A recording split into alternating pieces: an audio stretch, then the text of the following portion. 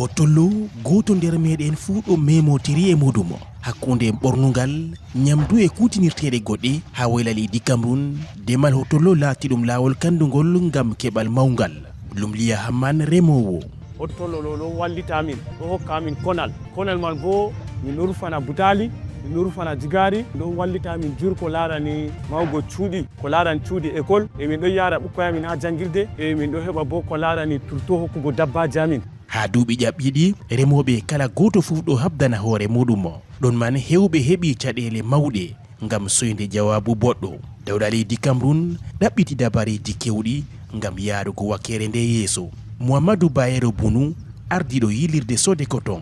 Les pouvoirs publics ont confié à la Sode Coton.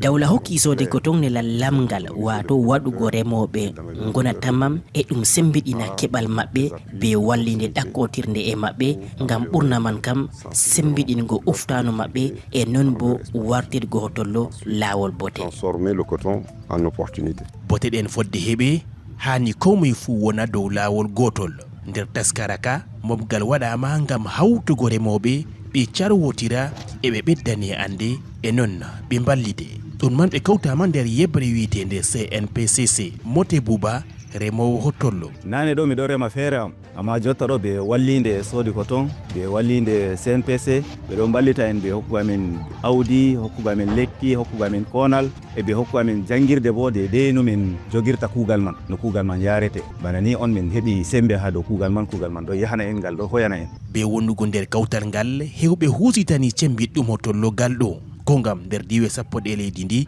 ɗum diwe tati tan wato Adamawa Woyla e Seɓato Woyla on hottollo remete ha hitande ujunaji 2025 wakere nde fili hottollo be bi'e waddi miliyardi 45 kalis de francs CFA. Sali Touba kayum fu remowo.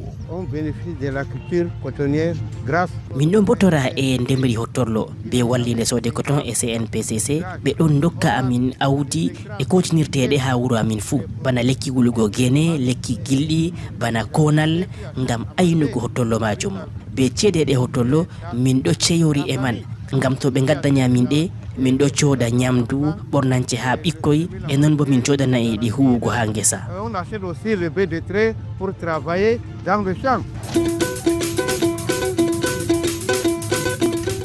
hottollo ko ƴewnete ha ɗo kangeri daneri demal muɗum laati wakere musamman ha jonde Camerounaɓe ko ɓuri remoɓe 200,000 ɗo suglani wakere nde ha orgal hitande 2024 tonji 340 on ko soditama be saare Sode Coton. Anniyaji hitande ƴaɓɓinde laati ha 350 egal Sode Coton saare nde jo'inande ha hitande 1974 be dawla leydi ndi ɗo habda sembe dabare ngam yarugo yeeso amma be non fuu caɗele kewɗe ɗo tawe gal bakeje fuf.